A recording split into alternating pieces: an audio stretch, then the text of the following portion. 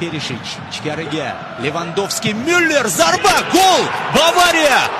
4-daqiqada yo'q. Mana shunday shiddatli. Boshqa hozirgi kunda hech kim kerak emas. Alba! Va avtogol! Qanday drama! Alaba! Nabri, ajoyib pas Perisic. Yana bir uzatma. Yo'q, bu zarba edi. Ivan Perisic zarbaga aylangan bo'lishi mumkin. Mana bu nuqtada bugun.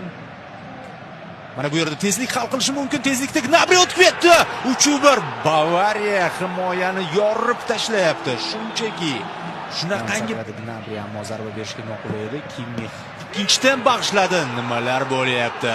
Nimalar bo'lyapti? Suarez yaxshi fint zarba! Ana boshlandi. Ana boshlandi. Uslubini Flik tushundi.